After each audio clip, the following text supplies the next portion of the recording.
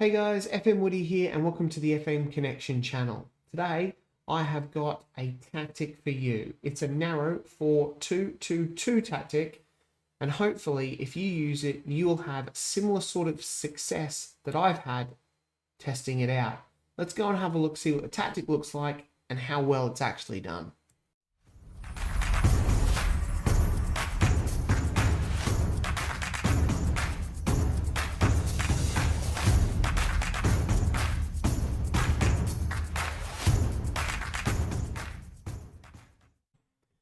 Hey, Fmwoody here, and like I said in the intro, I have a special tactic for you today. It's a narrow 4-2-2-2 tactic. In this video, I'm going to go through and I'm going to show you how well the tactic's performed in a few different leagues, and we're going to go and break down the tactic as well. But before we could get into that, guys, if I can get you to hit the like button, the subscribe button, and the bell notification there as well. It just helps push the channel out to more people and helps us grow here as well. Oh, and don't forget to chuck a comment in as well. Anyway, let's go and break down this tactic and see how well it's performed. Alright guys, and here we are with our first team that we tested, and it is Tottenham. Originally predicted to finish 8th, and as you can see, they have had an absolutely huge season. They've won the Premier League, which is pretty amazing. As you can see here, they were first for a long time. It is a low points total, so you know, and it is quite a Premier League table, I must say. Everton coming second as well. Arsenal, Liverpool, Man United, Man City and Chelsea. So very strange table there. They've also won the Euro Cup as well. Semi-finals of the FA Cup by Liverpool and runner-up in the Carabao Cup. So pretty good season for Tottenham, all things considered. Let's go and expand this Premier League division table out. So season preview, 5th. I think it says 8th when you take them over, but whatever.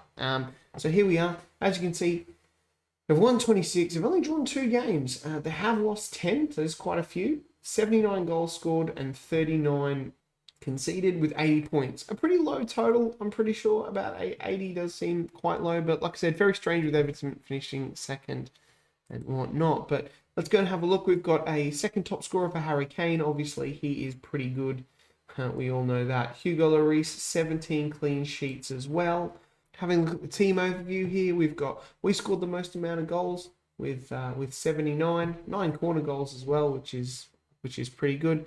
What else is down here that looks pretty interesting? Most points per game, that's us, 2.11. Shots, we get a lot of shots in. We're 4th on the table for that. Fewer shots against, not looking too good there actually. Possession-wise, it's not very possession-based. Tackles won, we win a lot of tackles, 739. Dribble-wise, not too good on that. Fewest conceded, only 2nd fewest conceded in the league behind Liverpool, so that's probably what clinched us the title as well. Clean sheets were only 2 off of Liverpool there, who had 20 clean sheets, so looking pretty good there. Let's go and have a look at the players.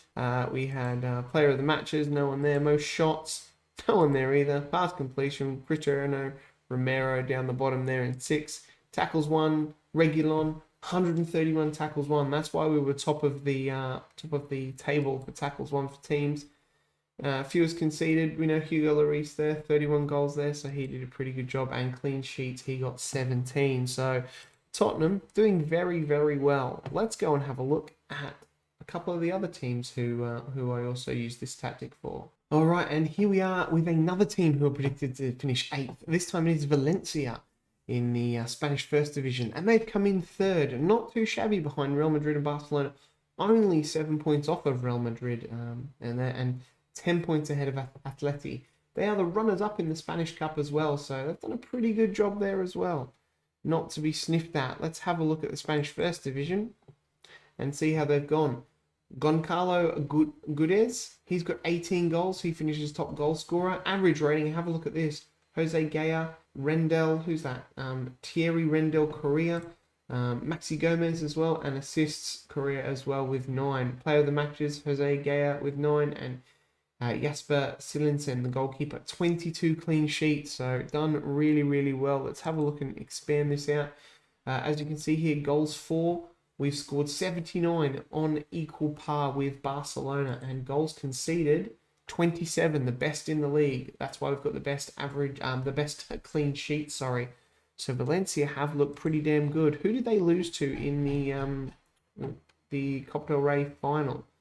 They lost to Real Madrid on penalties, so that is a bit of a blow. And have a look at this poor run towards the end of the season here. Great gun, great start at the beginning of the season. Only lost to Atletico Madrid and I think Celta Vigo there until a pretty horror run before losing to Barcelona there, and the horror run after the cup final there. Vallecano, Real Madrid again, Celta Vigo, drawing with Villarreal and Espanyol. So a really poor run for the season where you would assume that they could have picked up, say, another 3 points here, 6 points, and potentially another 9 points, which would have possibly... 9 points would have put them on 87 and would have won the title. So a slight dip in form at the end of the season has cost Valencia, which is it's a bit of a shame. But anyway, not looking too bad. Let's go and have a look. We've got 2 more teams left to look at. We'll go and check them out now. We're all the way over in Italy now, and it is Atlanta, and they have won the league by an incredible 9 points. Didn't do too well in the Champions League out of there, and the Euro Cup. What happened here? Where did they get to in here? They lost to Porto in the semi-final. Really disappointing there. So that's why I don't know why that's probably not coming up because the final hasn't been played yet. And quarterfinal of the Italian Cup as well. But winning the league for Atlanta, absolutely amazing there. We'll go on to the Serie A and we'll have a bit of a look here. We've got most assists by Ruslan. I'm not going to pronounce his last name. Apologies. He also has average rating and player of the match as well. So if we pop out the table here, we have a look at the goals scored. We did score a massive 97 goals. Third best with 33. Oh, AC 29. That looks really, really good. But a really good season there for Atlanta. Only losing through 3 games to Inter, Milan, and Genoa, surprisingly, who got relegated. So the possibility for a few little slip-ups here, but they look really, really good. A lot of losses in the European front, but really, really good in the league. So not too bad there from Valencia. We've got one more team to look at. Now, you're probably thinking, well, Woody, you've just shown me Tottenham. They're not a bad team. Atlanta, also not a bad team, and Valencia. But you don't manage in any of the top leagues. You generally like to ply your trade down in the lower leagues. Well, I've got one more team, and we'll see how they did. And it is all the way down here in League 1 with Wigan, and they are predicted, if we have a look, we'll just double check this, I think it's probably changed, but they were predicted at 3rd. They're usually, I think, predicted around about 6th, 7th, 8th as well in this, so once again, another team who are about to predicted 8 have won the league. 26 wins, 10 draws, 10 losses, 75 goals, which is the 3rd best in the league. The goals against, 48, it's not the best, it's quite a way off there, but they've got enough points to win the league, which is 88. So this just does go to prove that this tactic will work down for a lower league team. FA Cup, 3rd round by Everton, Carabao Cup, 2nd round by Sunderland. Yeah, okay, we can't do it. Well, Sunderland finished 16th, wow. And the Papa John's Trophy semi-final, Tottenham under 23. So not a bad season, and when you're down this far, the cups are great, but the main thing that you want is winning the league here as well. That's the one thing that you really, really want to do and get promotion. So we've had a look at these goals. Let's just actually have a look, see where any of our players finished. Callum Lang, 22 goals for the season. That is really, really good from him. We've already proven that this tactic can score goals, and it is really, really tight defensively as well. Now, I've shown you all the teams, how well they've done, and I'd say it's a pretty good success. The Tottenham one I'm blown away with, mind you. But let's go and have a look and try and break down this tactic now. So here is the tactic. It is the 4-2-2-2. It is a few twos there. It's a little bit of a mouthful. And I've named it the narrow squirrel. So here it is. We'll start off with the team instructions, I think. We've got an attacking mentality. In possession, we're fairly narrow. We want to pass into space. We play out from defence and focus play through the middle.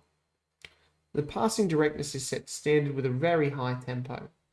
We play for set pieces and we like to run at the defence. In transition, we counter press and we counter. We get the goalkeeper to distribute quickly, and we're distributing obviously to the centre backs. We want to keep it nice and narrow there, and I've got to take long kicks off. When we're out of possession, we want to trigger press more often, prevent short goalkeeper distribution, get stuck in, so be prepared for a few yellows, although that wasn't something that the teams were picking up too much. We've got a higher defensive line here, and we want to force the opponent inside. So we want to be playing in this narrow channel in the middle. Obviously, that's where the bulk of our players are, right in this narrow channel. So let's have a look now at the individual player instructions. We've got a goalkeeper who's just on defend. That's all pretty standard. The fullback on the right, he's on attack, and he's got shoot less often and sit narrower. So that, when he comes into play, as we're moving forward, he's pushing in as well. The whole point of this is getting very narrow and cutting through the middle.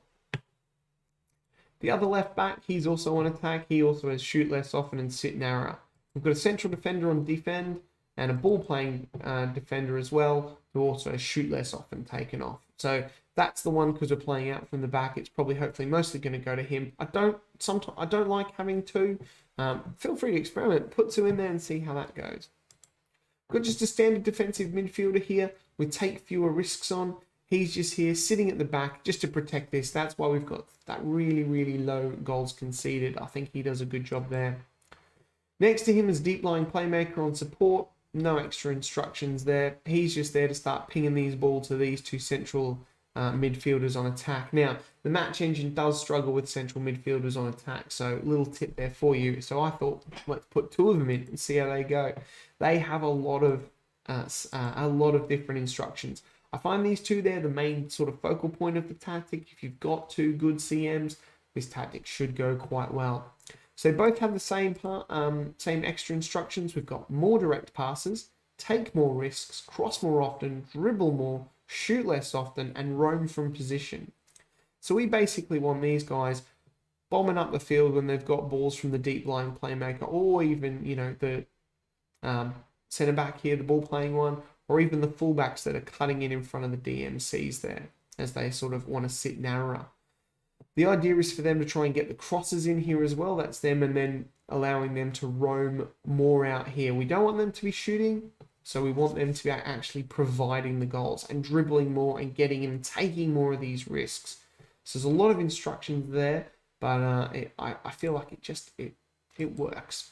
We've got a deep lying forward here on the right hand side. He's on support, and he has the extra instruction of run wide with the ball. So the plan is that he sort of drifts out this way slowly, can pick up the ball from the fullback, either bombing up here, or potentially a player here, and then he can try and get the ball into the advanced forward here, who has take more risks and shoot more often, because we want him scoring a lot of goals. If we have a look at the analysis, I've got to do a quick pick for that. Excellent. If we have a look at the analysis here, there's only a couple of spots on the pitch where we do struggle for, players, because the fullbacks are on attack. Behind them is a little bit exposed, and then up the front here with the deep lying forward, with he sort of pushing out, it kind of leaves this exposed. But with the two central defenders being on roam from position here, I feel that we've got enough to sort of cover that as well. And the fact that we counter, trigger press is high on, and the fact as well that we've got that DM here on defend, he just can nicely sit at the back and really, really, help out if these guys are too far forward and the ball suddenly comes back as well. So guys, that's pretty much it. We've gone through a couple of teams there. I'd say this tactic does work very, very well. We've gone through the player instructions there as well. So I'm really impressed with that. I don't usually make a lot of tactics, and I'm quite impressed with this one, so I thought I would share it with you guys. Alright guys, just want to know before you all go, if you haven't yet, if you please could hit that like button, the subscribe button, and the bell notification. As I said, it does just let us push the video out to more people, and helps the channel grow and keeps us being able to give you more quality content like this as well. I also just want to thank the FM Connection for allowing me on today as a guest creator, and to let you know that my channel will be down in the description there as well. So pop on over to there. You can follow along in my journey, man. I've got a road to glory that's just sort of started, and I've got a couple of rebuilds. So if that's kind of your thing, that'd be good if you could go and check them out. Anyway guys, thanks for that, and I'll see you all later. Bye.